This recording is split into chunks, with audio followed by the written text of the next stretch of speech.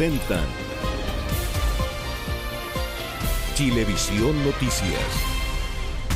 ¿Qué tal? ¿Cómo están? Bienvenidos a una nueva revisión de noticias en este día viernes, semana más breve, pero no por eso con menos informaciones. Vamos a comenzar de hecho con esta nueva reunión que están sosteniendo los representantes de los partidos políticos en el ex Congreso, que están en búsqueda de un acuerdo para definir un nuevo camino constitucional. Eso sí, esta vez sin la presencia del gobierno. De todo esto nos cuenta Daniel Tiers. Daniel. ¿Cómo están? Muy buenas tardes. Desde las 10 de la mañana han estado reunidos aquí en la sede del Congreso en Santiago representantes de todas las fuerzas políticas con representación parlamentaria, desde el Partido Comunista hasta el Partido Republicano. Hasta este lugar han llegado para poder avanzar en un acuerdo hacia habilitar, ¿verdad?, un nuevo proceso constituyente. Parte de lo que se ha planteado hasta el momento es algunas de las posturas de los distintos partidos, entre esas, por ejemplo, en el oficialismo, la idea de una convención 100% electa, con paridad, con representación de los pueblos indígenas, mientras que Chile Vamos esta semana también arribó a un acuerdo de RN, la UDI y Evópoli, ¿verdad?, donde plantean algunos temas fundamentales que debieran estar como bordes de este proceso, bordes que debiera delimitar un comité de expertos que debiera trabajar en forma previa, decían, a el órgano encargado de redactar una nueva constitución. Parte de lo que han planteado, sí, entre esos bordes, por ejemplo, la unidad de la nación chilena, la existencia de 3 poderes del Estado, pero además otro tipo de materias, como por ejemplo la protección del derecho a elegir en materia educacional, en materia de salud también y previsional, la protección de un Banco Central autónomo, temas fundamentales, dicen, para la seguridad de los chilenos. Y eso ha sido parte del debate durante la jornada. ¿Qué tan amplios deben ser esos bordes? ¿Qué tanto se puede avanzar en redactar esta especie de principios que plantean ellos para poder delimitar ciertas materias en las cuales no pudiera tener injerencia ese órgano redactor? Los invito a que revisemos algunas de las declaraciones de esta mañana durante la realización de esta reunión, que todavía no termina, pero que dentro de los próximos minutos debiéramos tener algún tipo de novedad de lo que ha sido ese avance. Los invito a que revisemos las declaraciones.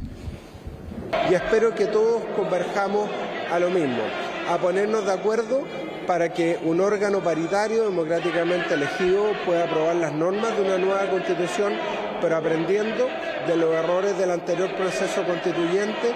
Eso significa una convención más pequeña, con más posibilidad de llegar a acuerdos. Como digo, el CERVEL ha señalado que no se puede realizar ninguna elección antes de abril del próximo año, y por lo tanto es muy importante también que desde ya una comisión de expertos, una comisión de expertas pueda elaborar una propuesta. Algunos han señalado en la forma de un anteproyecto, de manera que este trabajo no parta de cero, porque lo que tiene que hacer este órgano democráticamente elegido es proponer un gran acuerdo nacional en torno a una nueva constitución. Nosotros como Chile Vamos hemos venido hasta acá a plantear una cosa muy simple, que es que se necesitan ciertas seguridades y ciertas certezas para poder avanzar en el proceso constitucional. Vemos con alegría como ayer el presidente ha hablado de bordes. Nosotros, más que hablar de bordes, preferiríamos hablar de ciertos principios. El 62% no solamente habló respecto al rechazo en particular, sino que pareciera que dejó sentado ciertas ideas y ciertos principios. Y por lo mismo nosotros queremos que eso esté reflejado. Nosotros tenemos el deber de representar a ese 62% que le dijo que no al proyecto refundacional de la Convención. Y por lo tanto tenemos el deber de expresar en este espacio qué es lo que creemos que ese 62% quiso decir. Quiso decir que no a discutir nuevamente la unidad del Estado de Chile. Quiso decir que no a que Chile ponga en cuestionamiento los 3 poderes del Estado. Estamos todos reunidos para tratar de llegar a un buen acuerdo, y las resoluciones serán comunicadas oficialmente por los presidentes de ambas cámaras, y bueno, estamos con todo el esfuerzo también de que esto llegue a buen puerto y que tengamos una nueva constitución para Chile y que podamos llegar a acuerdos antes posible. Primero, participación ciudadana. Segundo, que existe un órgano democrático que sea paritario y que contemple la participación de pueblos indígenas. Y tercero, que es lo importante, avancemos también en explicitar un Estado social y democrático de derechos. Y los bordes van a estar desde el punto de vista de mantener los principios de la República, y entrar a intentar regular ciertos contenidos me parece que es una cuestión que es discutible, pero a priori nosotros creemos que hay que mantener el espíritu del 15 de noviembre del acuerdo y sostener ciertamente una hoja en blanco para trabajar. Una cosa es tener bordes y límites, y otra cosa es redactar en el Congreso una nueva Constitución. Claro, Daniel, escuchábamos ahí en las distintas declaraciones mucho este concepto de definir bordes, de definir esos límites. Eso, en términos prácticos, ¿qué significaría? ¿Después se sometería esto a consulta ciudadana en un plebiscito o eso no estaría contemplado en una futura votación? ¿Cuáles son los detalles que han entregado ahí sobre esa propuesta? Bueno, es parte del debate del momento, ¿no? ¿Qué tan amplios pueden ser esos bordes y qué tan relevantes finalmente van a ser para este cambio en la Constitución que tiene que haber, la reforma constitucional para poder habilitar un proceso constituyente? Lo que han planteado en Chile Vamos es que sea un comité de expertos que defina algunos de esos bordes y que posteriormente sería el Congreso aquí, en estos mismos acuerdos, en estas mismas reuniones, quien zanjara si finalmente esos son o no los bordes que corresponden para que se habilitara posteriormente entonces un proceso en el cual un organismo redactara una nueva constitución. Hablamos de bordes, lo que decíamos, por ejemplo, la unidad de la nación chilena, decían, existencia de 3 poderes del Estado. Recordemos que hubo bordes también en el proceso anterior, pero lo que han planteado es que fueron bordes muy pequeños, que hubo muy pocos límites a la convención y por lo tanto entonces algunas materias que debieran quedar fijadas, dicen en Chile Vamos, debieran ser un poco más amplias que lo que hubo en la ocasión anterior. Mientras que desde el oficialismo han planteado que esos bordes están siendo demasiado amplios, incluso incluyen, por ejemplo, la protección del derecho a la vida dentro de su documento. Parte de en el oficialismo que de los contenidos que debiera estar abordando un nuevo órgano, ¿no? Un órgano redactor de una nueva constitución, y ahí entonces está el debate. ¿Qué tan amplios pueden ser esos bordes? ¿Quién redacta esos bordes? Y si finalmente esos van a ser los que van a quedar en la reforma constitucional o no, y si los debe zanjar el Congreso o los debe zanjar este comité de expertos. Parte del debate que se ha estado dando esta mañana en una reunión en la cual no hay representación del gobierno. Recordemos que la semana pasada Chile Vamos declinó asistir a la reunión del día jueves, estaba fijada para el día jueves, finalmente se canceló, se suspendió esa reunión para esta semana, luego de roces entre el oficialismo y la oposición, precisamente por el rol que había tenido el gobierno planteando algunas de las materias que se habían avanzado, pese a que Chile Vamos dijo que esos no habían sido los puntos que se habían avanzado en la reunión anterior. Es por eso entonces que en esta oportunidad el gobierno no participa de la reunión, pero fue la ministra Carolina Toá, ministra del Interior, y que en este momento es vicepresidenta del país. Bueno, es ella quien delimita y dice va a ser a partir del día lunes que el gobierno va a volver a las mesas de negociación. Los invito a que revisemos sus palabras. Está acordado que el gobierno participe en las sesiones de la próxima semana, el día lunes, y nos parece muy bien que así sea. La de hoy día, para facilitar las cosas, el gobierno no va a estar presente y nosotros, quiero reafirmar lo que ha dicho la ministra Uriarte varias veces, queremos contribuir a este proceso y vamos a hacer todo lo necesario para que sea exitoso.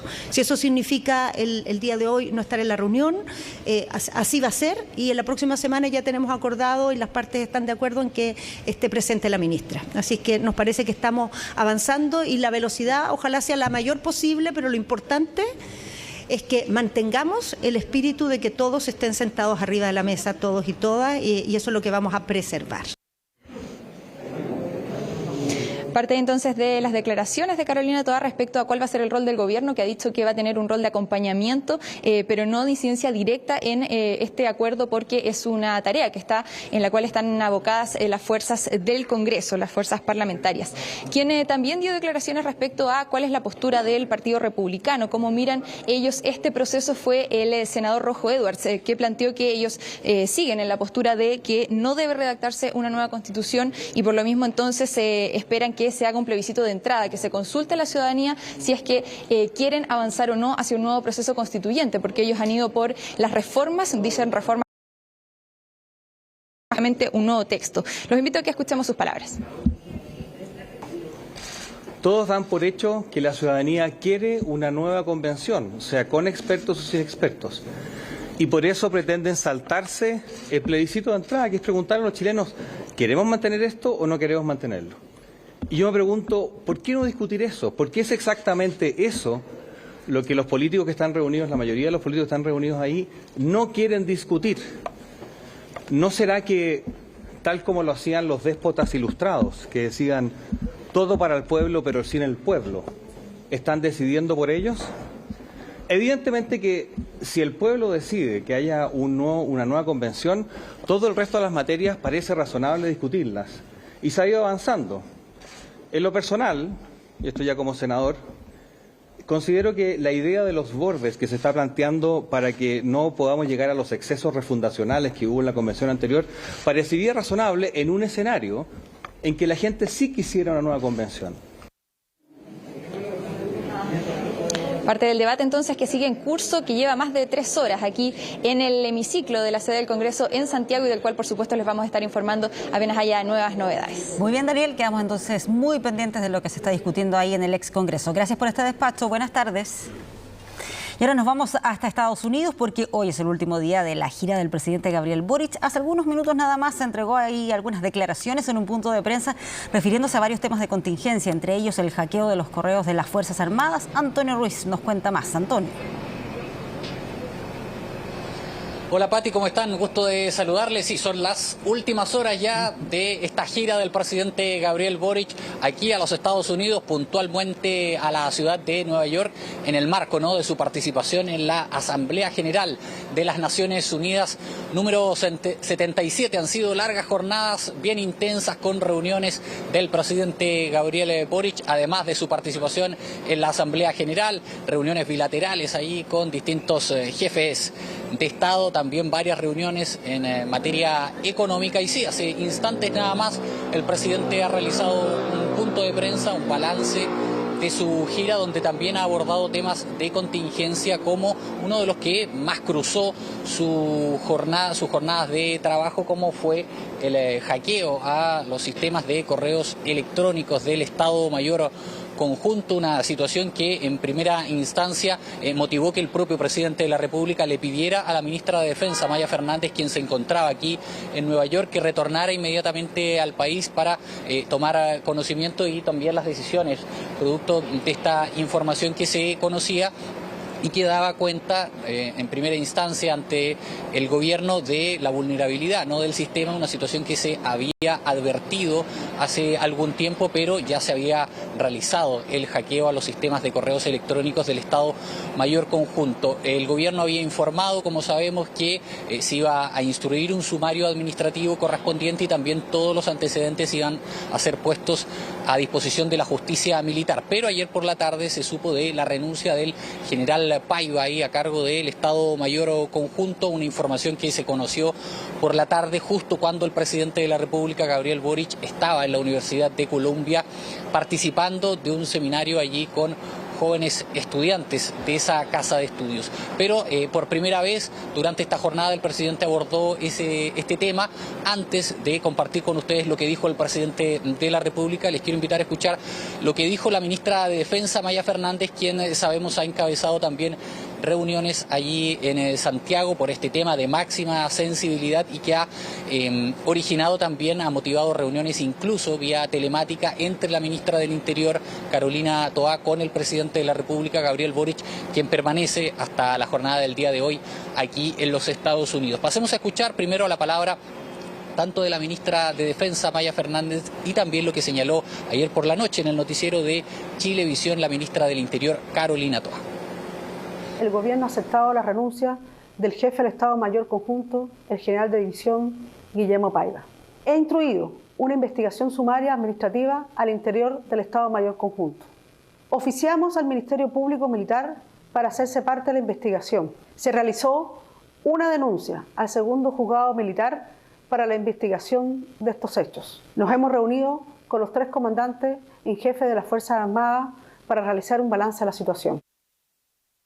Hay una investigación en curso. La investigación es la que va a llevar a los detalles y varias investigaciones en realidad. Hay un sumario interno, hay una presentación ante la justicia militar. Ofició hoy día la ministra Fernández también al Consejo de Defensa del Estado para que represente al Ministerio de Defensa en esas investigaciones. Entonces el detalle de las responsabilidades solo lo va a revelar las investigaciones, pero hay una responsabilidad de mando en algo que pasó y que es la que se hizo efectiva en este caso. La filtración no estaba comunicada ni al Ministerio ni a ninguna autoridad fuera del Estado Mayor. Lo que estaba avisado es que había vulnerabilidades en la seguridad. En virtud de aquello, el Ministerio tomó medidas y se entregaron apoyos para que hubiera refuerzos a la seguridad informática. Bien, la palabra ahí en Santiago de Chile de las ministras, ¿no?, de Defensa, Maya Fernández, y de la jefa del gabinete, la ministra del Interior y Seguridad Pública, Carolina Toá, respecto de este tema que ha sido monitoreado permanentemente por el presidente de la República, Gabriel Boric, durante su visita aquí a Nueva York. Les comentaba que hace algunos momentos el presidente realizó un punto de prensa ya en las últimas horas de trabajo aquí en Nueva York. Un poquito más temprano concedió una entrevista a una reconocida cadena internacional, pero luego fue el turno de atender a los medios de comunicación nacionales que seguimos su gira aquí a Nueva York, y que por primera vez el presidente habló respecto de este tema, precisa también, entrega algunos detalles que también eran compartidos, ¿no?, por la ministra del Interior, Carolina Toá, respecto de que había una alerta respecto de la vulnerabilidad de los sistemas. Sin embargo, el hackeo ya se había producido. Considera también el presidente Gabriel Boric como correcta la renuncia del general Guillermo Paiva, del Estado Mayor Conjunto, que era una figura habitual. Lo veíamos, por ejemplo, en el Palacio de la Moneda, en las reuniones habituales de evaluación del estado de excepción constitucional de emergencia, que se desarrolla esa reunión cada día jueves en el Palacio de la Moneda. Les quiero invitar a escuchar la palabra del presidente Gabriel Boric respecto de este tema de máxima sensibilidad que ha impactado también en medio de sus actividades aquí en la ciudad de Nueva York. Pasemos a escuchar lo que dijo el presidente Gabriel Boric. Me parece correcto que el general Paiva haya asumido su responsabilidad. Fue una renuncia que él la puso sobre la mesa. Y respecto a eventuales mayores responsabilidades, hay una investigación en curso. Lo que les puedo decir es que en esto estamos trabajando como Estado en conjunto con todos los comandantes en jefe, y que la ministra de Defensa por eso viajó con antelación de vuelta a Chile, y que tanto la ministra del Interior como la ministra de Defensa están trabajando en conjunto con los comandantes en jefe para resguardar el interés nacional. Claro, ahí, Antonio, son dos las dudas principales que hay sobre este tema. Uno es cuándo se le informó sobre el hackeo a la autoridad, y la otra es qué contenido tienen precisamente todos estos correos. Son más de 400.000 documentos los que se filtraron tras este hackeo al Estado Mayor Conjunto, así que te quiero invitar a ti, Antonio, y también a quienes nos están viendo a revisar precisamente más detalles al respecto en la siguiente nota. Más de 350 gigabytes pesa tan solo uno de los archivos filtrados por el grupo hacker Guacamaya, pero en total serían más de 400.000 documentos privados, secretos y reservados, los que en algún momento fueron enviados entre funcionarios del Estado Mayor Conjunto y que hoy están rodando en Internet. El potente hackeo, dicen los expertos y también el mundo político transversalmente, que es de extrema gravedad, no solo por lo vulnerable de la ciberseguridad de los sistemas informáticos, sino por el importante y delicado contenido de lo que hoy ya es público. Primero, una afectación a la seguridad nacional desde el punto de vista de que se conocen ciertas cosas que son reservadas. Lo dice el exdirector de la Agencia Nacional de Inteligencia, Gonzalo Youssef. Los documentos filtrados hasta ahora revelan datos de estrategia militar, inteligencia y comunicaciones entre generales y quienes han asumido como ministros de defensa desde 2019 hasta lo que va de este 2022, entre otras cosas más. Los gastos, las asignaciones presupuestarias, el destino de determinadas unidades militares. Yo creo que esa información afecta a la seguridad nacional porque llega a potenciales adversarios o eventualmente a personas que tengan interés de afectar el Estado de Chile. Guías de intranet, directorios telefónicos, gestión de recursos y manuales de inteligencia, vigilancia y reconocimiento, incluso minutas de cómo las Fuerzas Armadas detectan barcazas ilegales en la frontera marítima chilena. Si aún no les suena tan grave, hay más. Apreciaciones sobre las protestas de cada viernes en Plaza Baquedano durante y después del estallido social, adjudicando hechos a lo que llaman manipulación de agitadores entrenados. De la violencia en la macrozona sur también hay datos. Generales dan por sentado la falta de vehículos blindados para enfrentar lo que denominan terrorismo. También hasta falta de chalecos antibalas.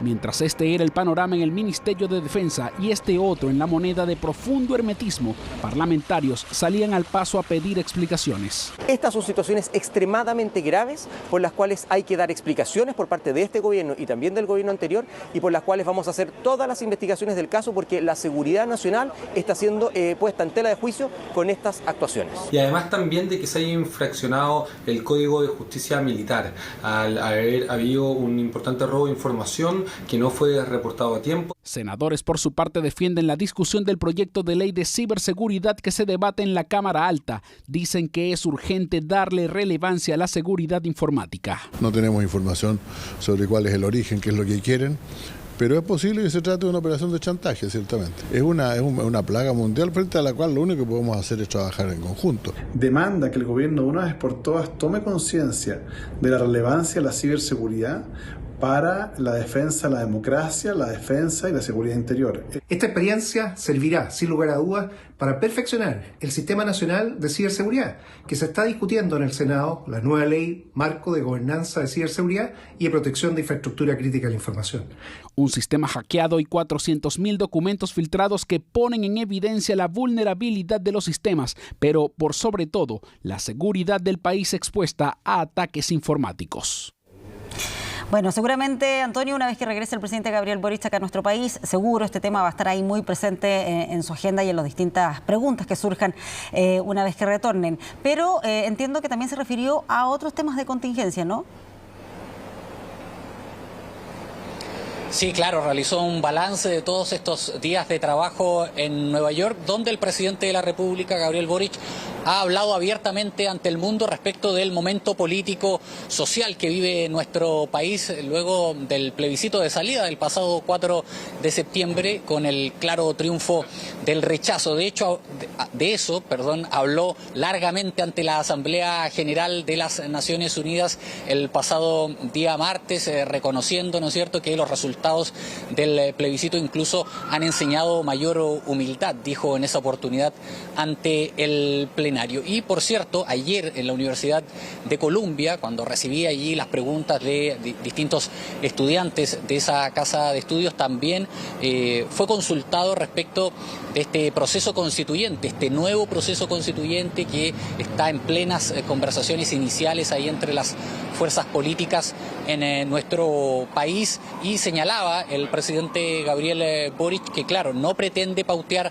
al Congreso, que es donde se están desarrollando todas esas conversaciones a nivel político, pero sí dijo que el proceso requiere de bordes más claros, una frase que también generó algunos comentarios en Chile respecto de lo que señaló al presidente allí con claridad, por ejemplo, de que espera, tal como ocurrió en el plebiscito de entrada, que haya una convención, por ejemplo, que sea 100% ciudadana, que redacte esa nueva propuesta constitucional. Respecto de esa frase de los bordes más claros y de que no pretende pautear al Congreso, también fue consultado, por cierto, en este punto de prensa.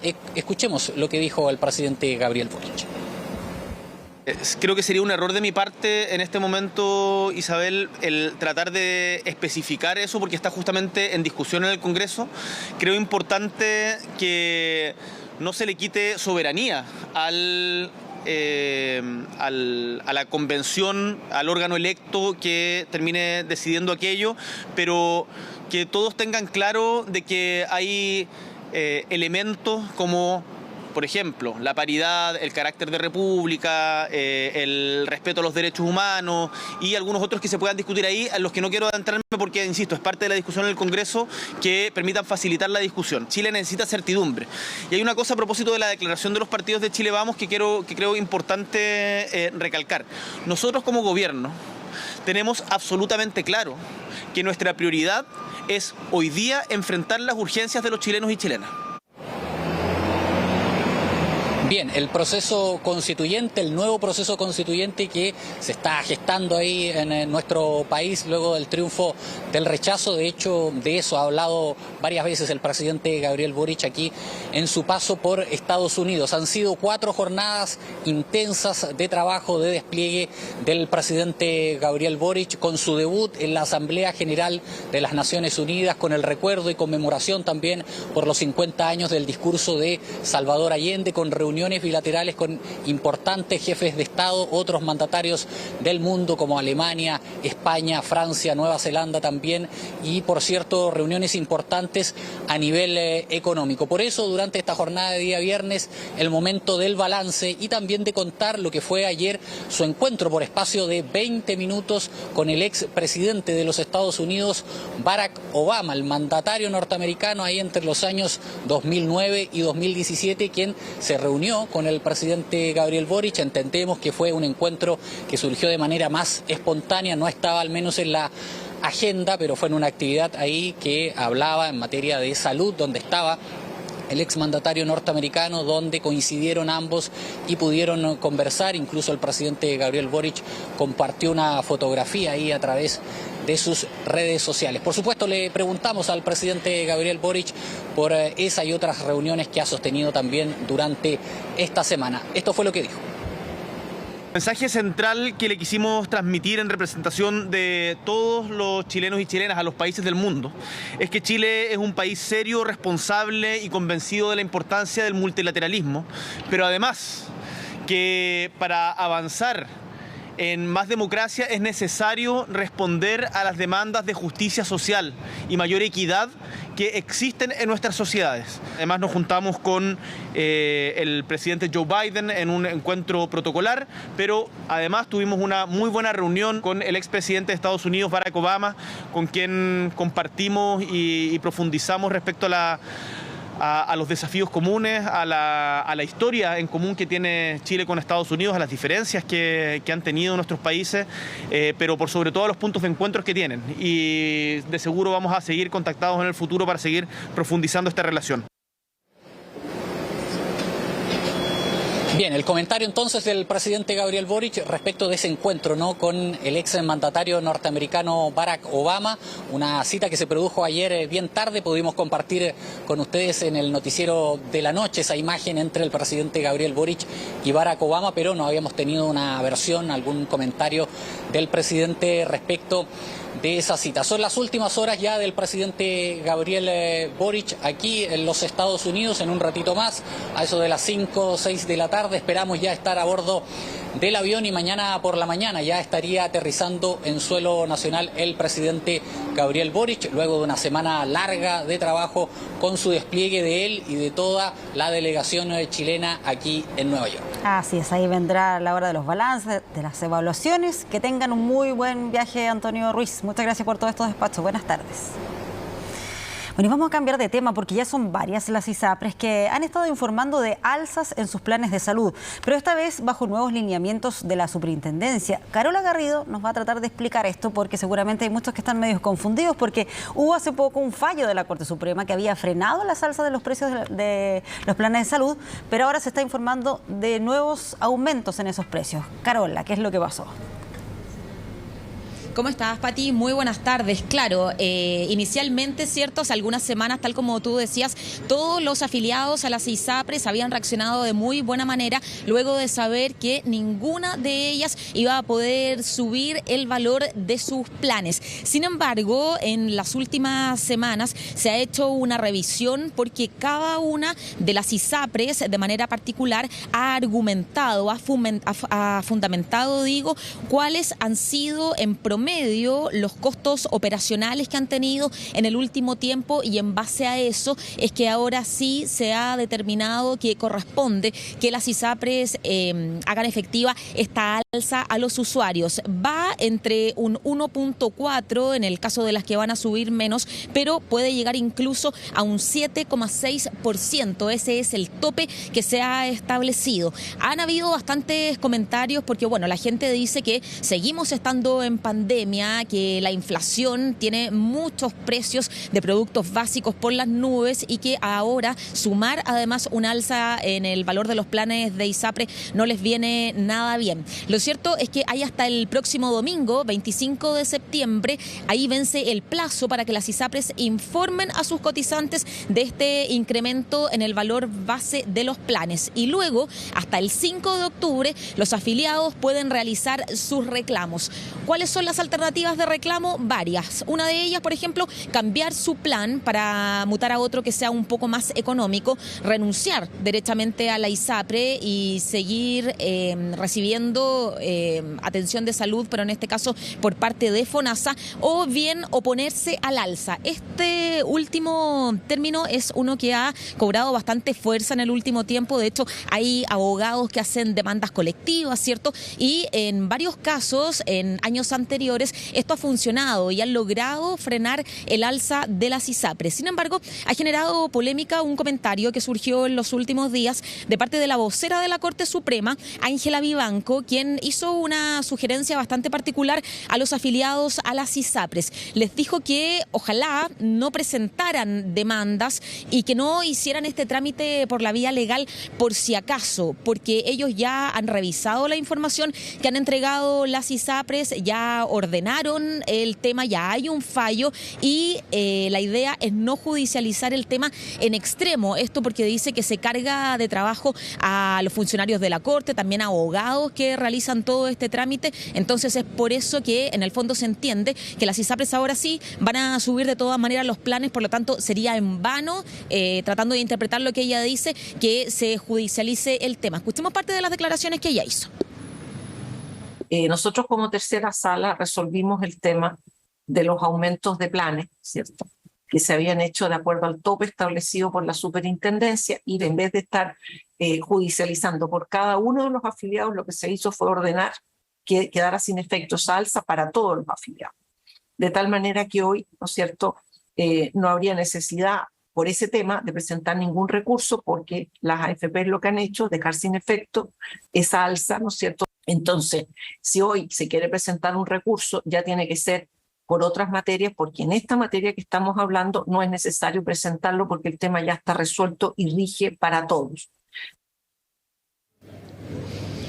Bueno, esta es sin duda una noticia que no le ha caído muy bien a los afiliados de la ISAPRE. Ya muchos de ellos han recibido, principalmente a través del correo electrónico, esta carta de adecuación que da cuenta del aumento en el valor base de los distintos planes de salud. Recién lo escuchábamos allí en voz de la vocera de la Corte Suprema, esta explicación que entregaba, y es que la Superintendencia de Salud ya ha informado el resultado de esas nuevas propuestas, esos fundamentos que han presentado las ISAPRES, y eso va en la línea con lo que instruyó también la Corte Suprema el pasado 18 de agosto. En esa oportunidad, la tercera sala del máximo tribunal falló contra las ISAPRES y frenó los aumentos de los precios, pero pidió iniciar un nuevo proceso de adecuación, y es eso, en el fondo, lo que se está materializando en este momento. Nosotros conversamos con un abogado porque, como decíamos, hay muchos de ellos que se han dedicado a los últimos años a representar a los afiliados a las ISAPRES para frenar estas alzas, y él explica parte de lo que señalaba la vocera de la Corte, porque hace este llamado o bien esta sugerencia a no seguir adelante acciones legales frente a esta alza que ya es inminente. Esta vez el fallo es erga omnes, aplica para todos, y dejó sin efecto el alza para todos los afiliados de una determinada ISAPRE.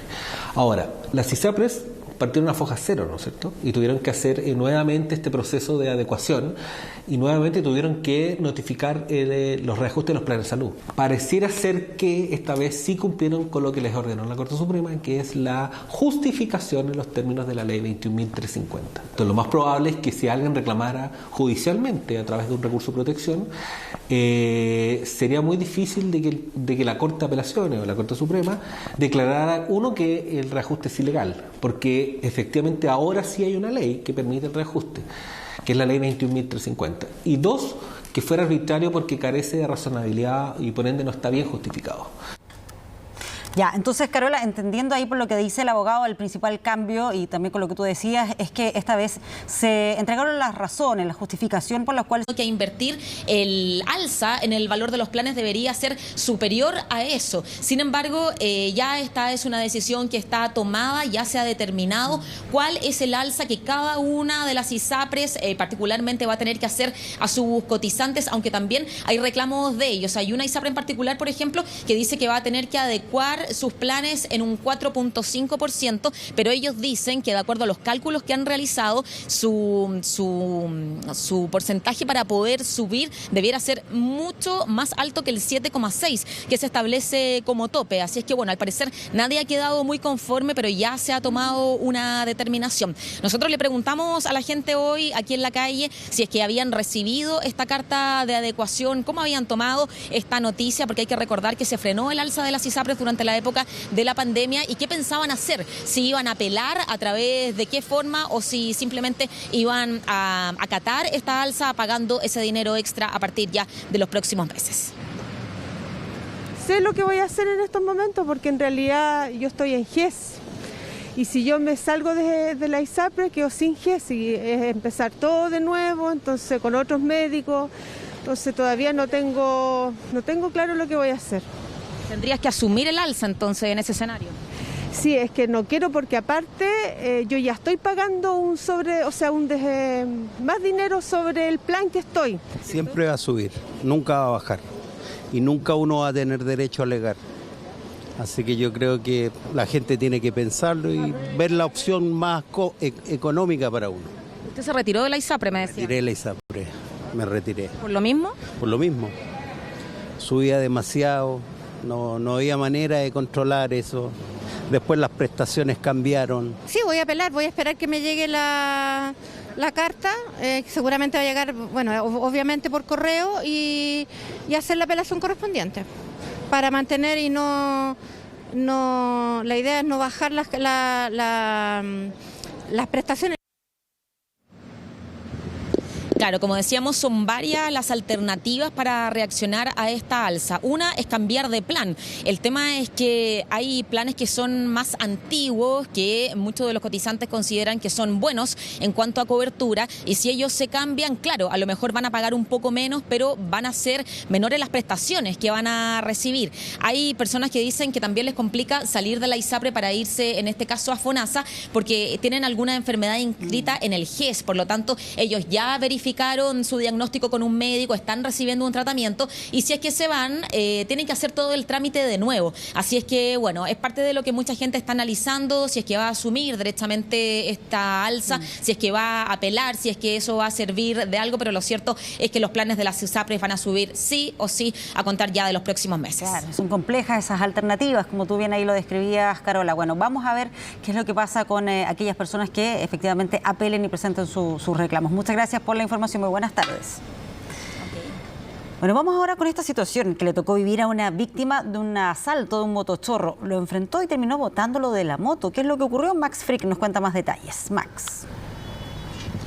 Hola Pati, muy buenas tardes. Sí, una acción muy valiente de parte de esta víctima, una joven seleccionada nacional de handball, una deportista ejemplar que incluso jugó 2 temporadas en España este deporte. Bueno, lo cierto es que el día de ayer ella transitaba por la comuna de Estación Central cuando es abordada introspectivamente por este motochorro que se sube a la vereda, le quita su teléfono celular, pero ella, claro, una deportista ágil, lo sigue, lo bota de su motocicleta y casi logra impedir el delito, porque posteriormente, desde un segundo vehículo de color blanco, un vehículo pequeño, se baja un sujeto que recupera la moto del sujeto, el delincuente ya se había subido al vehículo y queda un celular tirado en este mismo lugar. Esta víctima, Catalina Sepúlveda, la jugadora de handball, recoge este teléfono celular teniendo la esperanza que era su teléfono. Bueno, no era así, era el teléfono de otra persona, pero era igual al de ella. Lo trae acá hasta la comisaría de Estación Central y dice que tiene un medio de prueba para poder acreditar la participación de esta banda en ese delito. Y es en ese contexto en que ocurre una situación inesperada.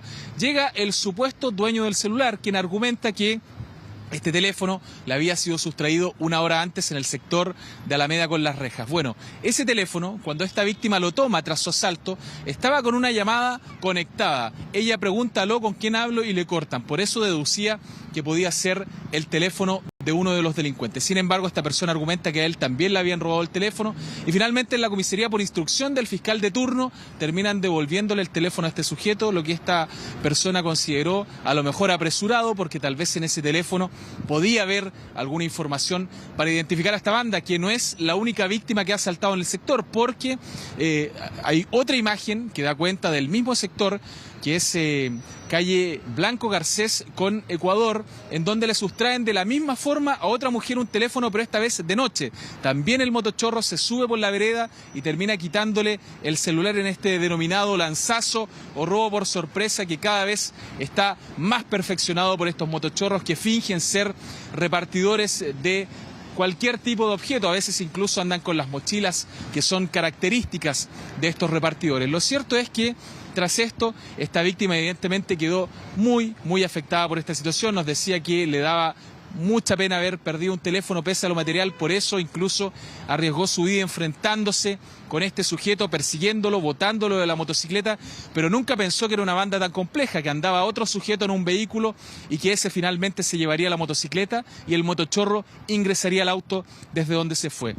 Ella cree que la siguieron desde el edificio desde el cual salió porque tiene más antecedentes y más imágenes que demostrarían que este vehículo de color blanco ya la venía siguiendo por 2 cuadras y serían ellos los que le habrían dado la instrucción al motochorro de atacarla porque iba con un teléfono evidentemente de un alto valor comercial. Vamos a escuchar declaraciones de Catalina Sepúlveda, esta seleccionada nacional de balonmano, que quedó muy afectada tras esta situación y evidentemente pretende entregar más antecedentes a la policía que permitan la identificación de esta banda, que por lo que nos dicen los vecinos del sector además viene operando ya hace un par de semanas en este lugar, robándole principalmente a mujeres que van descuidadas por esta calle de la comuna. Escuchemos lo que dijo la víctima. Iba caminando por Blanco Garcés con mi celular, lo venía recién sacando del bolsillo y pasa una moto y me quita el celular. Al momento de que me lo quita, yo le tomo la moto y lo tiro al suelo.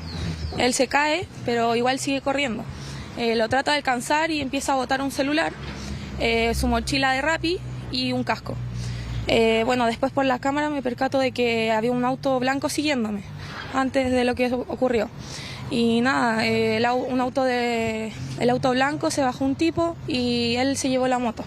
A ellos se les cae un teléfono, ¿no? Y tú lo recuperas, que no era el tuyo. Cuéntame un poco eso. Claro, yo llego a la comisaría, presento el teléfono porque para mí eso era una evidencia de que era del tipo que iba en la moto, porque al momento de yo recogerlo, que estaba en el suelo, estaba en una llamada de un número desconocido. Pues como 1 hora después llega un tipo venezolano y dice que le acaban de asaltar en Alameda con las rejas. Y dio características del celular y le digo, ¿este es? Y me dice, sí, ¿cómo lo conseguiste? Yo le dije, es que este se le cayó al tipo que me robó. Claro, una situación que en su momento parecía, Pati, sumamente irregular, pero claro, después de haber conversado acá con Carabineros nos daban cuenta que finalmente el que toma la determinación de devolver ese teléfono a este sujeto que llega acá sin ni siquiera haber presentado una denuncia por el robo de ese aparato telefónico es el fiscal de turno. Carabineros, por iniciativa propia, no puede devolver un objeto que sea medio de prueba a una persona, y es en ese contexto que Carabineros dice que fue devuelto tras instrucción del fiscal, lo que parece una medida un poco apresurada, porque tal vez en ese teléfono podría haber existido algún tipo de información, como puede que no, pero siempre es mejor revisar esos teléfonos y ver si efectivamente él había sido víctima de un delito o era parte de esta banda, la cual había asaltado a esta joven seleccionada nacional de handball, que quedó además con lesiones en sus piernas producto de esta caída tras interceptar la moto en la cual iba el sujeto que le había robado. Es una acción muy valerosa que ella nos decía que le salió instintivamente, pero evidentemente también asumía el riesgo que en su momento enfrentó al salir detrás de un delincuente, que uno no se sabe si puede estar armado con un arma de fuego, puede estar con un cuchillo, o incluso la situación que pasó posteriormente, que esté acompañado de más delincuentes que en este caso venían en un segundo vehículo y son los que toman el teléfono y la motocicleta, y el sujeto que estaba en la moto, el motochorro, prácticamente se sube en andas al vehículo porque se nota que tiene una lesión evidente al caer de la motocicleta tras ser enfrentado valerosamente por esta joven Catalina Sepúlveda. Ya lo decíamos, vecinos daban cuenta de que no es un delito nuevo en el sector, que es un delito que se asocia generalmente a personas que están en motocicletas, incluso fingiendo ser repartidores de distintos tipos de productos. Vamos a escuchar lo que nos dijeron algunos residentes del sector, que tienen claro que esta forma de operar no es nueva acá y que tiene bandas asociadas a este hecho y que principalmente las víctimas son mujeres. Escuchemos. La muchacha venía hablando por teléfono y acuérdate que aquí el problema que hay es que suben por las aceras. ¿Quién sube por las aceras? O sea, los motorizados, los ciclistas, y entonces la gente lo ve normal. Y cuando vienes a ver es la persona que te arrebata el teléfono. Vi seguramente las cámaras que fue por aquí, pues.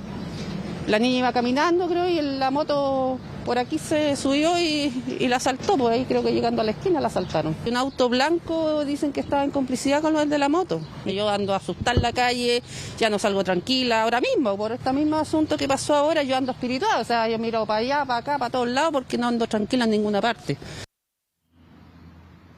Bueno, lamentablemente, finalmente esta joven no pudo recuperar su teléfono y tampoco tiene muchos antecedentes acerca de quién se lo robó, pero ella misma, cual detective privado, ha ido recuperando datos, ha ido a distintos lugares donde habían cámaras de seguridad, incluso ya cuenta con la placa patente de ese vehículo y la vino a entregar acá a la comisaría a ver si se puede iniciar una investigación que permita dar con esta peligrosa banda. Con respecto a esto también y al tema del celular devuelto a esta presunta víctima que ella cree que era parte de la banda, habló durante esta jornada el comandante Leonardo Alacha acá de la 21ª Comisaría de Estación Central. Escuchemos lo que nos comentó.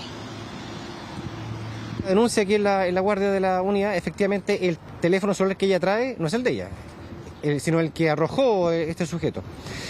Y se presenta una tercera persona en la guardia señalando que por la vía del GPS le estaba indicando que su equipo celular, el cual había sido sustraído en la misma jornada en otro lugar, estaba indicando que se mantenía en la comisaría. El carabinero le entrega el teléfono a esta persona y la persona lo desbloquea con la lectura facial. Y con ello da fe de que el teléfono era de su propiedad. Se le dio cuenta al fiscal de turno, quien instruyó que el teléfono se le fuera entregado a esta persona que señalaba que era de su propiedad, y así se hizo.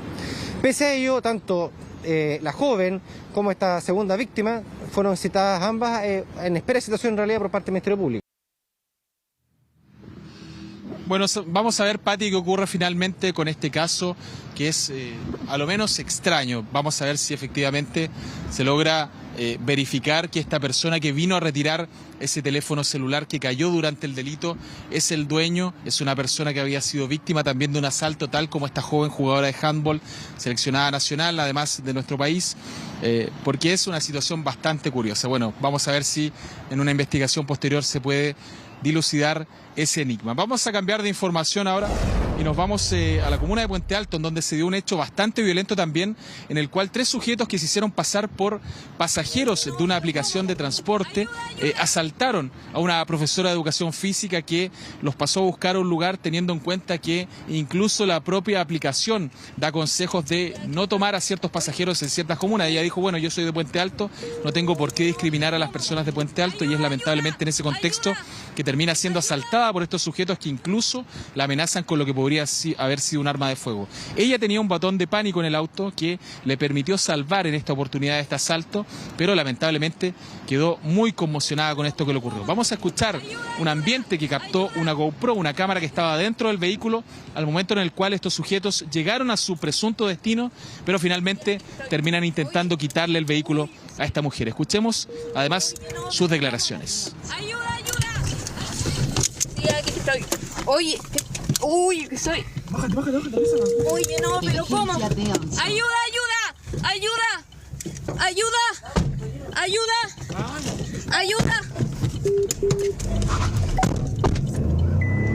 Ayúdame, me querían robar. ¿Me siguen en el GPS?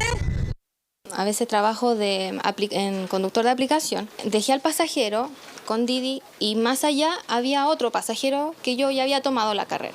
Los tomé. Me asusté, pero dije, ya no importa, porque bueno, acá en Puente Alto siempre nos han discriminado por cómo nos vestimos, por la zona. Veo la pistola, la tomé y dije, oh, wow, una pistola. Mi auto, que tiene un sistema de seguridad, que algunos modelos lo traen, que son unos botones que están arriba. Entonces yo apreté el botón de pánico y empezó a sonar y decía, sistema de seguridad, OnStar, llamando al auto. Y a ellos se asustaron.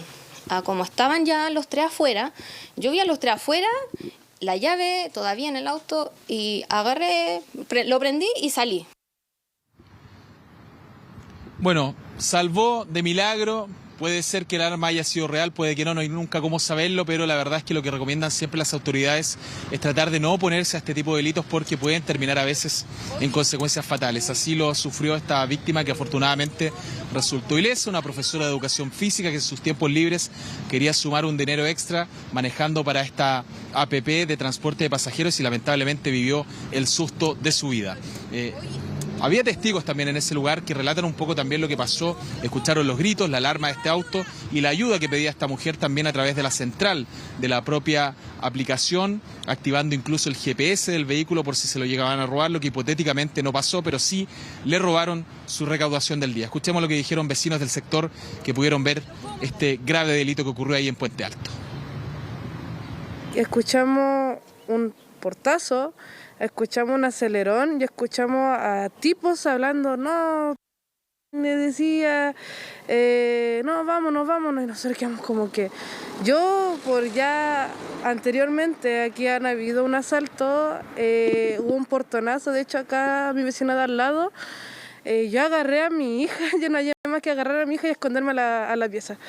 Porque ya el miedo aquí es harto, ya no ha sido la primera vez que asaltan o hacen portonazo acá.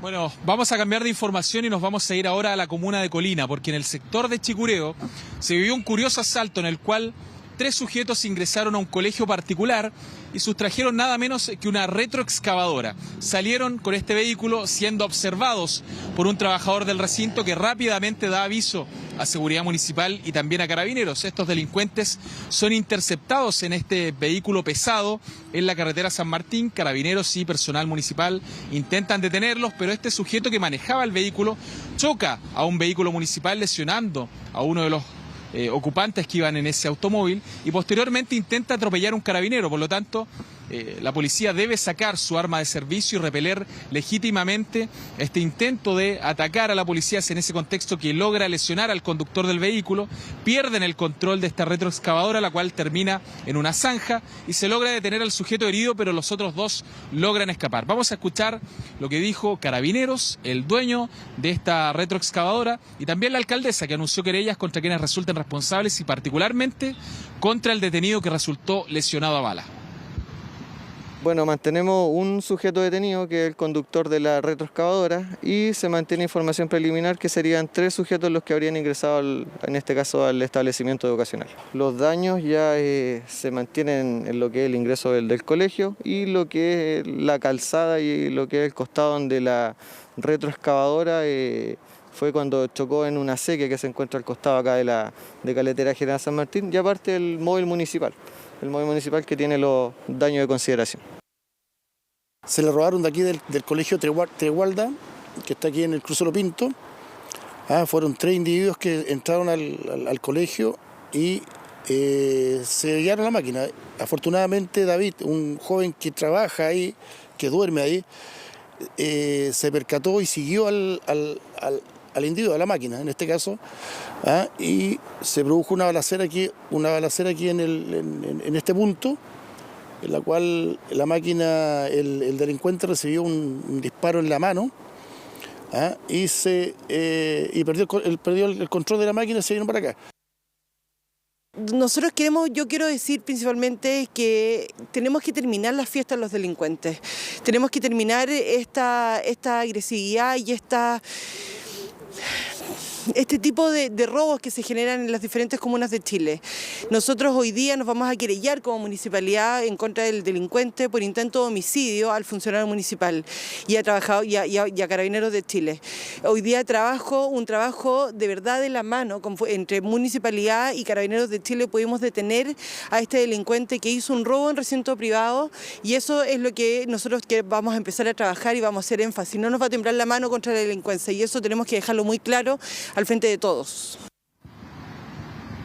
Bueno, Pati, la pregunta que queda es ¿quién se roba una retroexcavadora y cuál podría ser el destino de un vehículo como esto? Lo cierto es que sabemos que, pese a lo raro e improbable que parece, muchas veces estos vehículos pesados son sacados de Chile a países fronterizos en donde se les da una nueva identidad, así que existe mercado para todo. Acá el que quiera robar algo probablemente lo va a poder vender. Claro, nunca pensaron que un vehículo que anda tan lento por la autopista iba a poder escapar, en este caso de la acción de carabineros que llegaron rápidamente, incluso pudieron detener a uno de los ladrones. Claro, y que es un auto más llamativo, vistoso, más fácil de identificar. Pero bueno, muchas gracias, Max, por todas estas informaciones. Muy buenas tardes.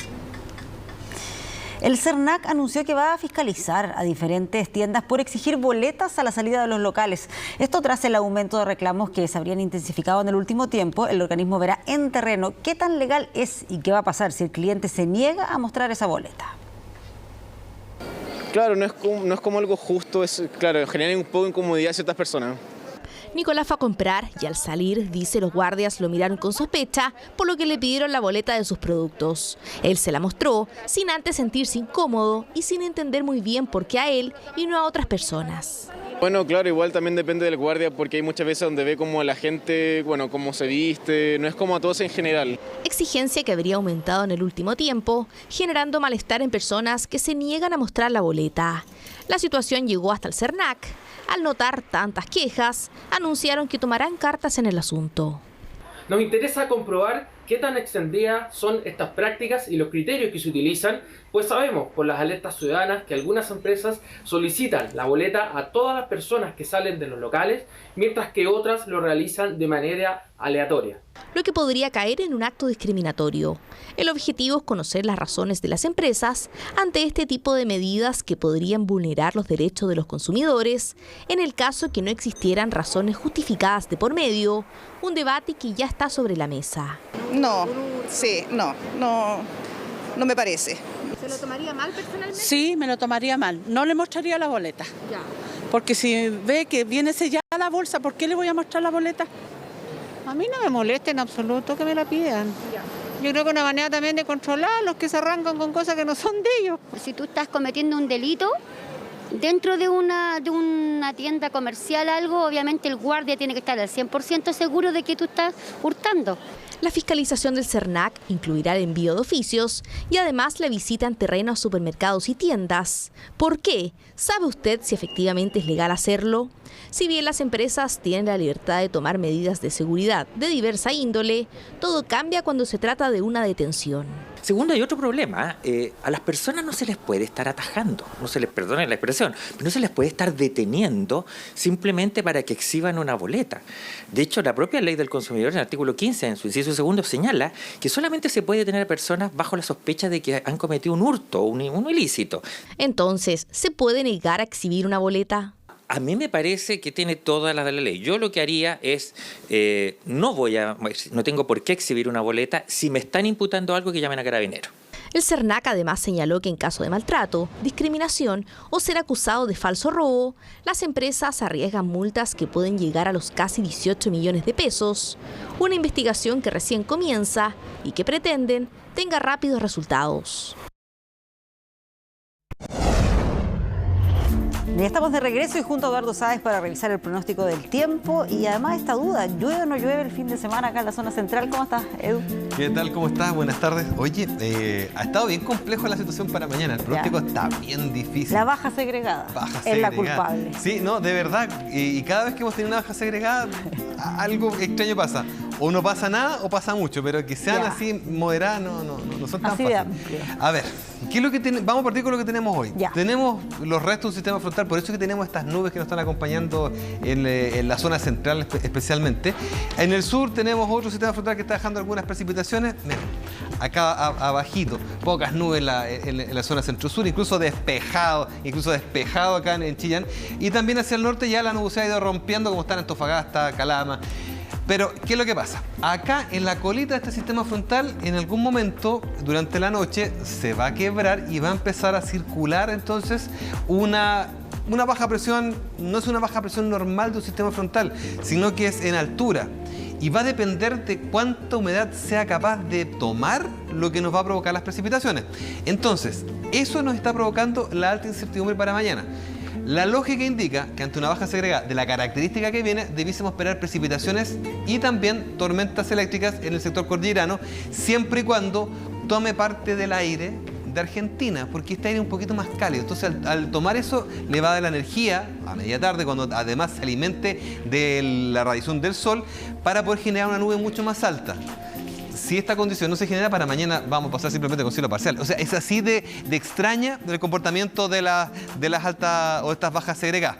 Ahora, ¿qué es lo que es lo más probable que pueda suceder? Sencillamente que tengamos precipitaciones en cordillera y sectores más bien cercanos a los valles o sectores precordilleranos. Así que pronóstico que se los voy a también explicar en un segundito más mientras estamos viendo esta imagen de Santiago que muestra una capital completamente nubladita pero con una muy grata temperatura. Primer día de invierno y ya comenzamos los pronósticos con harta dificultad. A ver, les tengo un dato.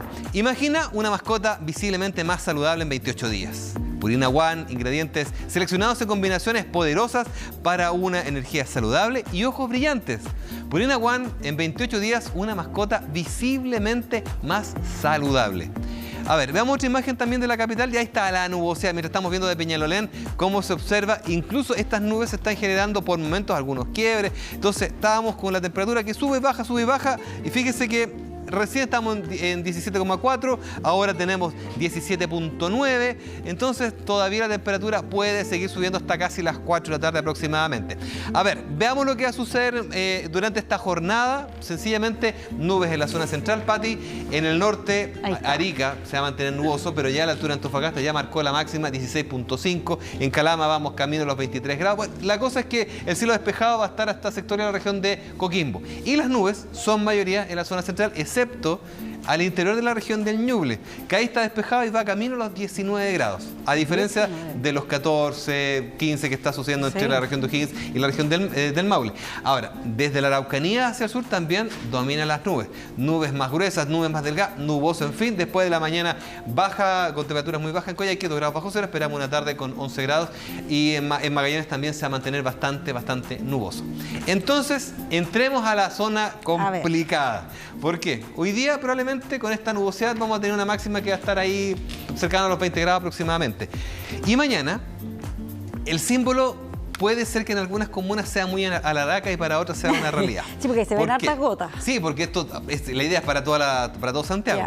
Pero va a depender de la comuna. Ahora, ¿qué es lo que es más probable mañana? Que la cordillera y sectores precordilleranos tengan precipitaciones. Eso sí o sí, no lo descartamos. ¿Eléctricas? Y está la posibilidad de tormenta eléctrica. Viene con harta energía. Por lo tanto, falta un impulso solamente para que se llene esta vasija y por lo tanto genere el cúmulo que genere los granizos y la tormenta eléctrica. Pero eso va a ser en la segunda mitad de la tarde. Antes no, simplemente el primero precipitaciones. Porque esto se vislumbra para la mañana, para la tarde. Siempre después del mediodía. Entonces, la mañana va a estar nublada. Y en la tarde, cuando empiecen las precipitaciones, va a costar definir la zona donde empiece a llover. Si te digo Vicuña Maquena, si te digo la Ruta 5, si te digo Américo Vespucio, es difícil, va a depender solamente... En algún sector de la región metropolitana. Hay sectores que va a tener lluvia, que va a ser más cercano a la cordillera, y hay sectores que no van a tener lluvia, que son más cercanos hacia el sector poniente, ¿ya? Incluso Curacaví y Melipilla, ¿ya? Entonces, todo esto se acaba mañana mismo. En la noche, una vez que ya se enfríe todo esto, si te he visto no me acuerdo, y a partir del domingo empezamos otra vez el ascenso de temperatura para que entre martes y miércoles estemos nuevamente entre los 23 y los 25 grados. Genial. No, si esto solamente para mañana, es como una despedida del invierno. Me parece fantástico, sobre 20 grados. Y las mínimas no tan bajas, mira que... No, por lo menos por ahora se ve bastante agradable. No te lo puedo asegurar para el martes y miércoles, pero por lo menos ya vislumbramos algo y para mañana simplemente un show para poder matizar el fin de semana. ¿Por qué tiene que ser todo siempre tan luminoso? Está bien, variable. Muchas gracias, Eduardo, por acompañarnos acá esta tarde. Nos vemos, Vamos de inmediato con esta información de último minuto. Les habíamos contado de esta reunión que estaba en pleno desarrollo con los representantes de los partidos políticos que tienen participación parlamentaria. Una nueva reunión donde están tratando ahí de definir un camino constitucional, ponerse de acuerdo cuál debiese ser ese diseño para un nuevo proceso constituyente. Bueno, esta reunión de los partidos terminó sin acuerdo, pero de todas maneras con la intención de volver a para reunirse. Recordemos que acá estaban reunidos los representantes de los partidos políticos sin la presencia del gobierno. No estaba esta vez ningún representante del gobierno, pero sí también el presidente de la Cámara de Diputados y también el presidente del Senado.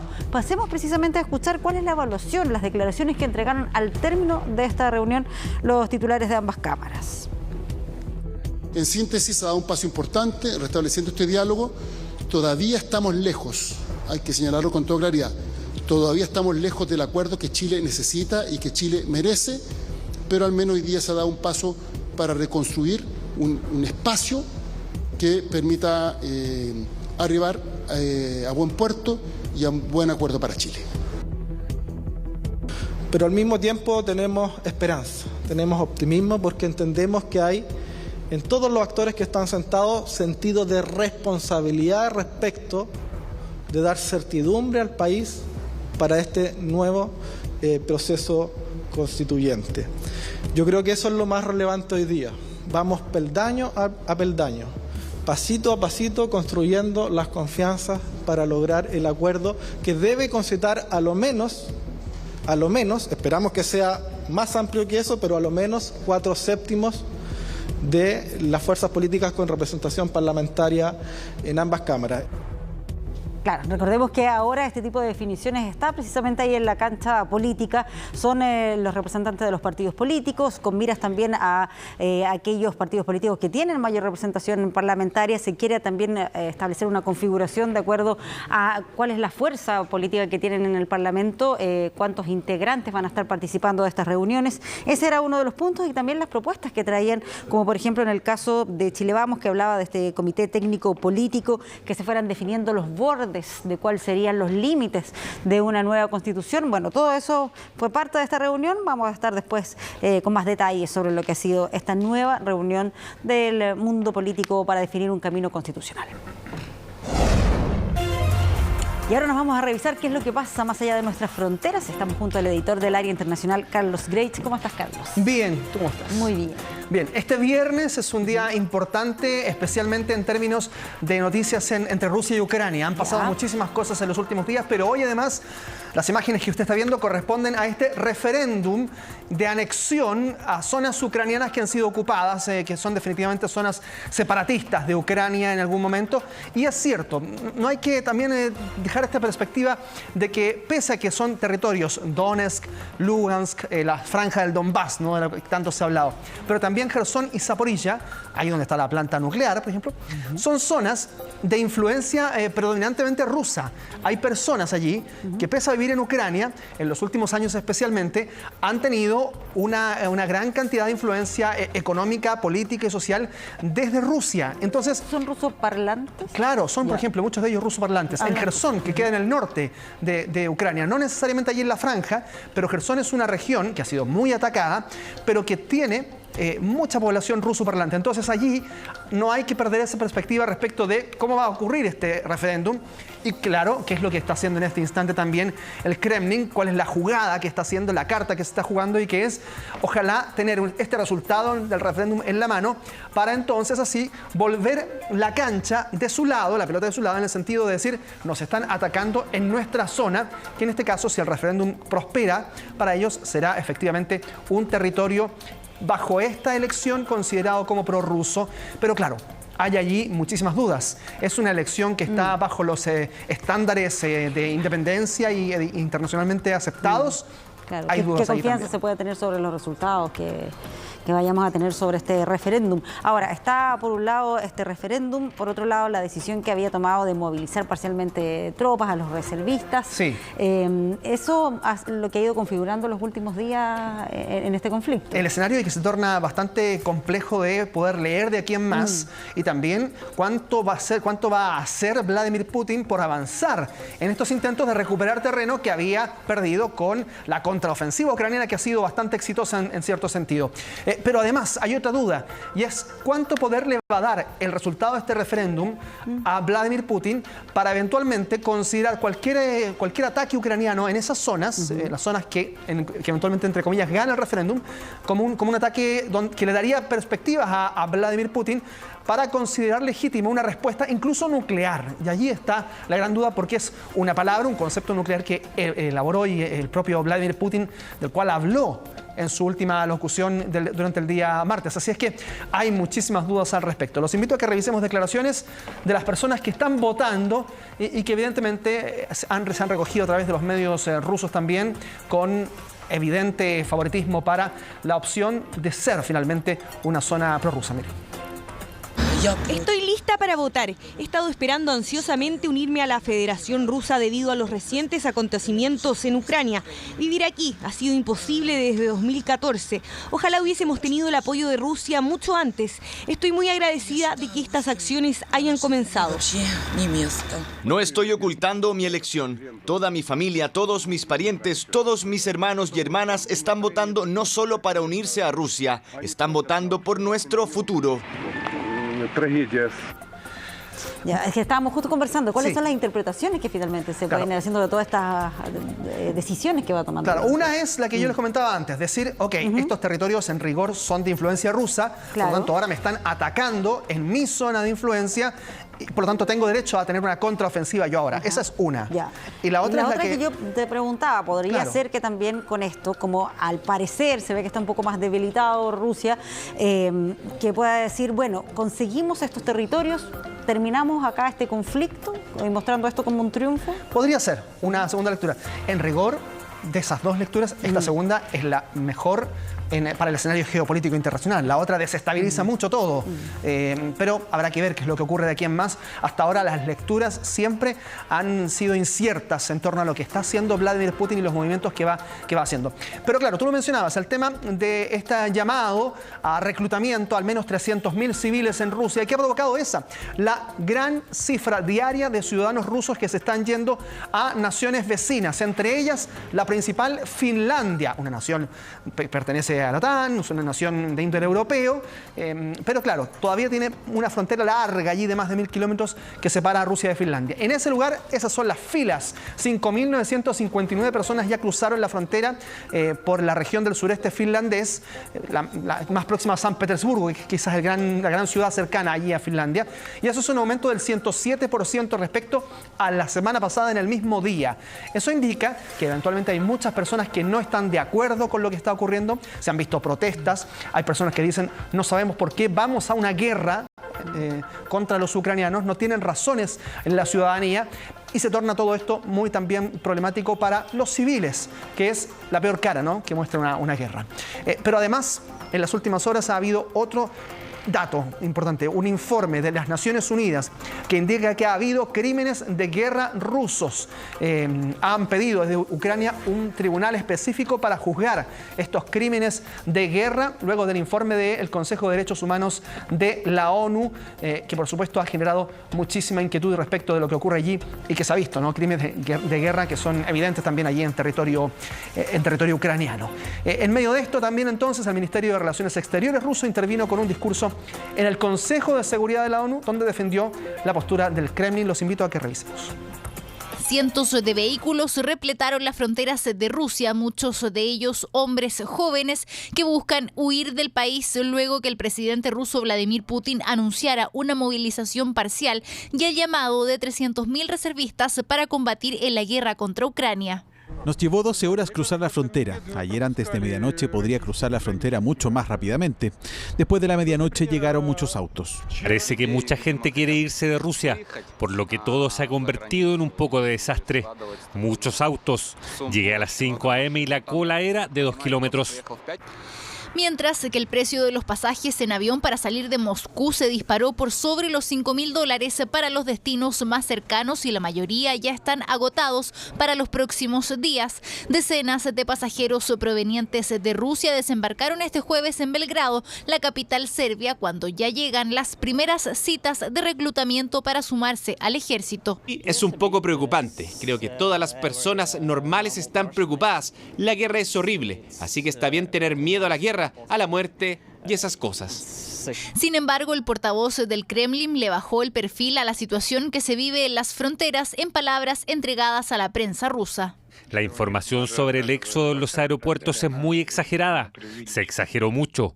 Hay mucha información falsa sobre esto. Lo cierto es que los ánimos están crispados. En Dagestán, los lugareños reclaman en las oficinas de reclutamiento al no querer ir a la guerra contra Ucrania.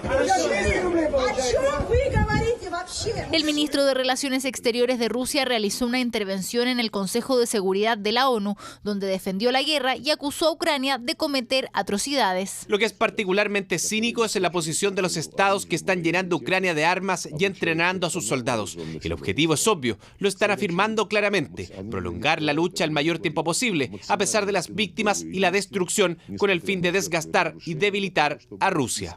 Además, acusó a Estados Unidos y sus aliados de esconder los crímenes cometidos por Ucrania. La tensión entre Rusia y el mundo sigue creciendo a solo un día de que se cumplan 7 meses de esta guerra.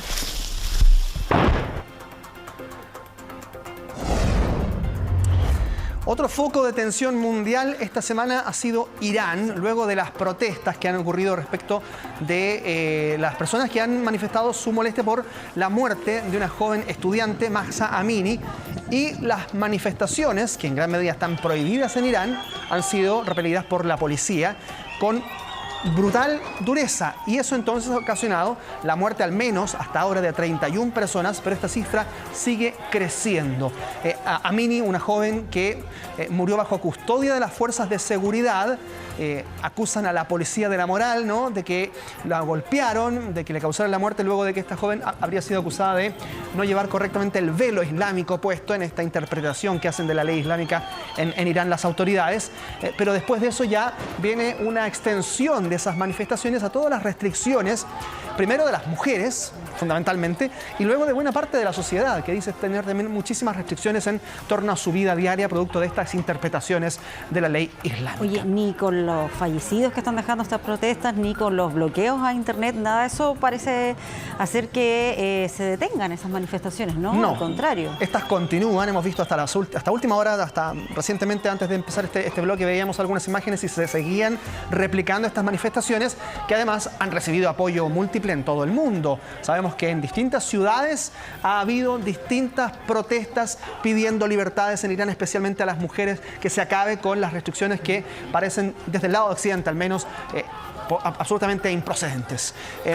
Ha habido también algunas declaraciones. El padre de la joven, Mahsa Amini, habló a la BBC en árabe, digamos, en lengua árabe, y dijo que las autoridades están mintiendo. Porque claro, la policía de la moral dice, y mostraron incluso un video en los canales estatales iraníes, que están controlados también por el régimen, y dicen que la joven se desmayó en algún momento en un hospital, que cayó desplomada sin motivo alguno. Como que habría sufrido un infarto, pero que la policía no habría tenido nada que ver en eso. Esa era como la información oficial. Claro, el tema es que el padre de la joven lo que dice es que ella no tenía problemas de salud, que no la dejaron ver el cuerpo de la joven en la autopsia o post-autopsia, al menos al momento del funeral, y por tanto eso le genera muchísimas dudas respecto de que si realmente o no sufrió este problema de salud que dicen las autoridades, o si efectivamente, como dicen algunos testigos, fue golpeada brutalmente por la policía. Decía que no la habían dejado ver a su hija, que cuando pudo ver algo, como que estaba llena de moretones. Sí. Ya eso indicaba una señal extraña de lo que estaba pasando. Sí, en medio de esto, el presidente de Irán tenía una entrevista en Nueva York con la periodista Christiane Amanpour de CNN. Y ustedes la ven allí en el set a la periodista sola, y esto es porque el presidente iraní no llegó. ¿Por qué ocurre? ¿Cuál es la trastienda de esta imagen? Lo que ocurre es que Christiane Amanpour había ya tenido concertada esta entrevista con el presidente de Irán en Nueva York, pero le pidieron desde el gobierno iraní que se pusiera un velo a la periodista. Ella se negó, Christiane Amanpour, dijo que no tenía por qué hacerlo, y entonces el presidente iraní finalmente negó dar esta entrevista 40 minutos después de que ya fuese finalmente agendada. Simplemente por no colocarse ese velo. No quiso dar la entrevista. Y aquí hay otra cosa también, que ella, entiendo que es hija de padre iraní. Claro. Tiene un origen también, se crió ahí en Irán, tiene también otro vínculo con todo este tema. Exactamente. Bueno, es parte de la tensión que se vive a nivel internacional, y que por supuesto donde lo que más ocurre es que le están pidiendo a las autoridades de Occidente que tengan alguna situación de influencia, alguna posibilidad de que aplaquen estas protestas, pero también obviamente en la medida en que las autoridades iraníes puedan explicar y que haya justicia, especialmente por la muerte de Mahsa y esta joven en Teherán. Cambiamos de tema. Revisamos ahora una imagen que es bien impresionante. Es una cámara que se insertó en un vehículo, un dron, digamos, y que luego ingresó al Atlántico durante el paso del huracán Fiona. Wow. Y esto, claro, muestra el volumen de las olas y también el viento en medio de este huracán que pasó con categoría 1 por Puerto Rico, República Dominicana, pero que ahora en este instante, y eso es lo que muestra este dron, precisamente ya tomó otra categoría, incluso llega a categoría 4 con vientos por sobre los 200 kilómetros por hora. Y entonces genera la preocupación ya no para Estados Unidos principalmente, porque ya el huracán pasa por fuera del Atlántico, por fuera de sus costas. Ahí está la imagen. ¿Qué ruta va tomando? Pero va hacia el norte y las provincias atlánticas de Canadá son las que podrían recibir el mayor paso del huracán Fiona. Ahora, son zonas donde hay escasa población. Se sabe que la mayor parte de la población canadiense vive más cercano al sur, ¿no? Cerca de la frontera con Estados Unidos. Pero aún así hay muchísima inquietud respecto de lo que pueda pasar en esos lugares del hemisferio norte con este huracán de categoría 4. Eso sí, dentro de estas horas está atravesando a la zona de las Bermudas. Allí sí hay zonas turísticas, hay zonas de bastante población y donde el huracán Fiona podría pasar con categoría de 4 y vientos de 215 kilómetros por hora. En paralelo hay otra tormenta que se está formando y que pasa en este instante por el Golfo de México, por el sur, podría acercarse a Cuba y llegar a Florida dentro de la próxima semana. Todavía no tiene características de huracán, pero lo están mirando con atención las autoridades en Estados Unidos. Vámonos a Europa para hablar de elecciones que van a ser cruciales en Italia el próximo domingo. Van a elegir a buena parte del Congreso, los 400 diputados de la Cámara y 200 senadores.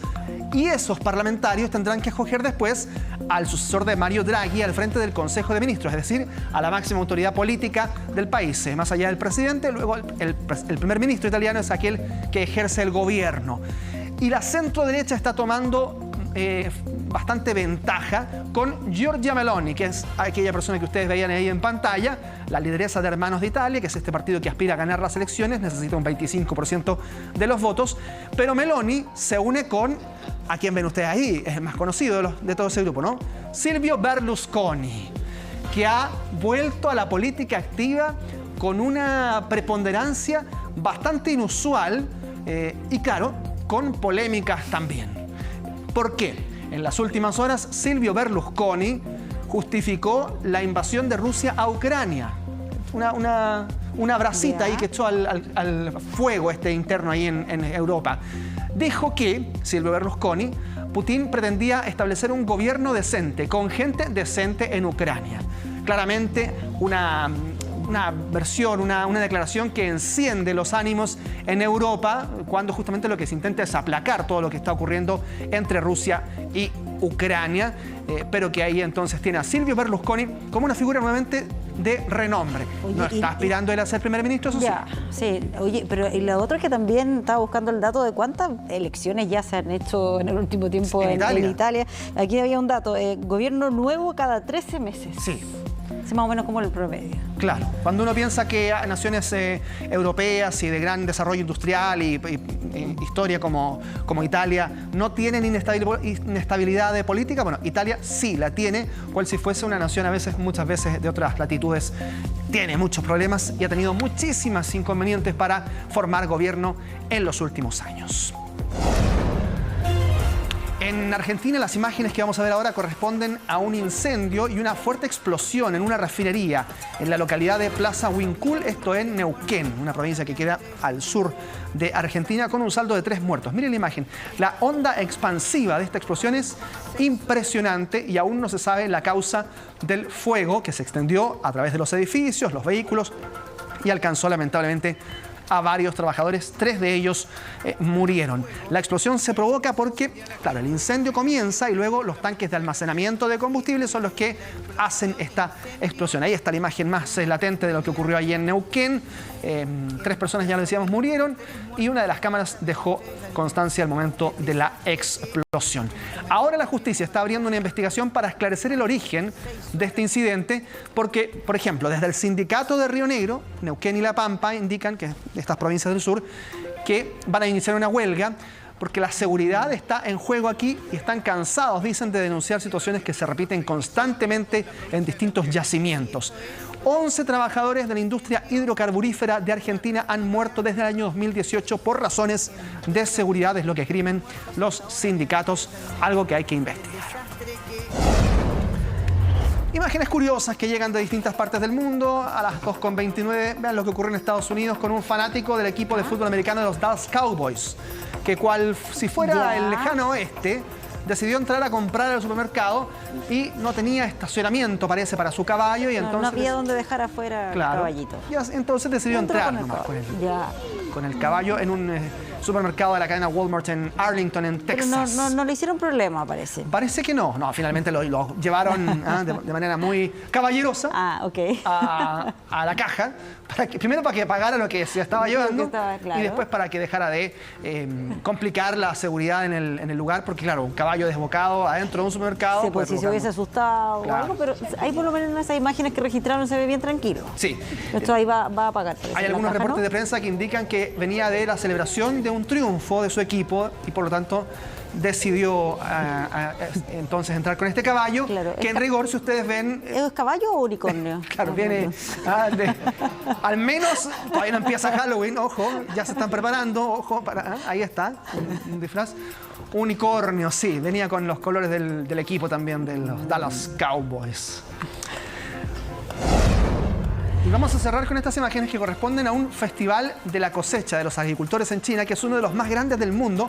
Y esas imágenes que parecen un verdadero cuadro, en rigor, son cosechas en China, para que ustedes vean el volumen de esta industria agrícola en China, que claro, genera este festival justamente para poder potenciar el trabajo de los agricultores. Y esto tiene un trasfondo y tiene que ver con la crisis alimentaria mundial. Porque claro, en medio del complejo escenario alimentario que se generó especialmente por la pandemia y luego por la guerra entre Ucrania y China, entre Ucrania y Rusia, quiero decir, la industria agrícola china necesita entonces potenciarse también y lo hace con este festival, donde más allá de las imágenes que ustedes ven, son formadas por los propios agricultores para generar también un atractivo para muchos visitantes en ese lugar. Así es que la sequía, el calor que ha afectado tanto a la agricultura china, tiene ahora, al parecer, un descanso con estas imágenes. Pero qué interesante la imagen, además que con los drones puedes captarlas así desde las alturas y otra la visual. Muy bien, muchas gracias por todas estas informaciones, Carlos. Gracias a ustedes, nos vemos. Oye, pero quedémonos precisamente con esas imágenes de los granjeros en China, 2 de la tarde con 31 minutos. Vamos a la pausa, pero rápidamente estamos de regreso con más noticias.